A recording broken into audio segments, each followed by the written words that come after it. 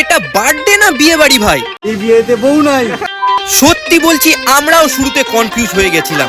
দক্ষিণ দিনাজপুরের সবচেয়ে নামকরা রেস্টুরেন্ট, আর সেটা আমাদের গঙ্গারামপুরেই। আমরা এখন করতে চলেছি অনেক এনজয়। আজ যে এক্সপিরিয়েন্সটা তোমাকে দেখাতে যাচ্ছি ওটা দেখে তুমি তো নিজেই বলবে খুব সুন্দর রিজুর বউ দেখতে, এত সুন্দর বউ দেখিনি বৌদি। আরে বার্থডেও এমনও হয়? চলো তাহলে শুরু থেকে শুরু করি। এখন প্রস্তুতি নিচ্ছি যাওয়ার জন্য, লেভেলে সব রেডি। মারপিট শুরু হয়ে গেছে এখানে।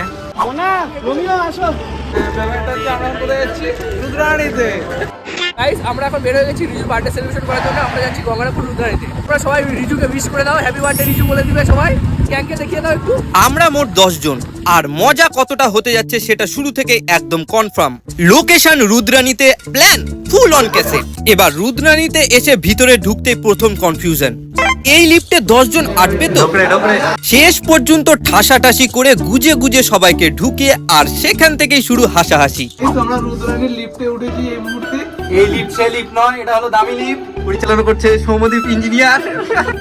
এবার উপরে উঠে শুরু হলো আসল মিশন, কোথায় সেলিব্রেশন করার জন্য সেরা জায়গাটা পাওয়া যায়। ঘুরে দেখে মেপে অবশেষে পারফেক্ট স্পট লক করে নিলাম সবাই মিলে। জায়গা সিলেক্ট, এবার পালা কেক কাটা। তবে তার আগে একটু বরণ পর্ব না হলে চলে নাকি? রিজুর বার্থডেতে এখন আমরা কেক কাটছি। কেকটাকে একবার দেখো। কিন্তু তারপরে শুরু প্রথম ক্যাসেট। বার্থডে বয় হাত দিয়ে কেক কেটে দিলেন আর গর্ত করে দিলেন। এই কেকটা এরকম হলো এই যে শুধুমাত্র এর জন্য, এই ছেলেটার জন্য।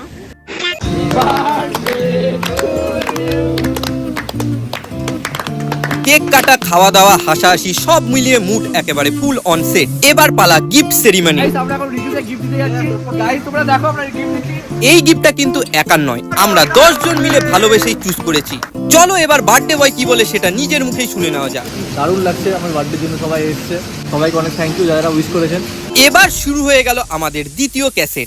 আমরা যেহেতু 10 জন, কোনো টেবিলে ঠিকঠাক মতো জায়গা হচ্ছে না। টেবিল দেখি আর মাথায় একই ডায়লগ, ভাই এখানে 10 জন আটবে কিভাবে? অবশেষে ব্রেন স্টর্মিং, হাঁটা চলা, ঠোঁট কামড়ানোর চিন্তা ভাবনার পর অবশেষে রুদ্রাণীর দাদারা এসে করলো ম্যাসিভ সলিউশন। তারা এমন একটা সেটআপ বানিয়ে দিল যাতে আমরা 10 জন একসাথে আটতে পারি। টেবিল রেডি হওয়া মাত্রই শুরু হলো আসল অনুষ্ঠান। বসে পড়তে আমাদের সামনে হাজির হয়ে গেল ওয়েলকাম ড্রিঙ্ক। কেমন খেতে রে? গ্লাস খালি করব কিনা করব তার আগেই ট্রেতে ভেসে এলো আর এক সারপ্রাইজ, ফুচকা।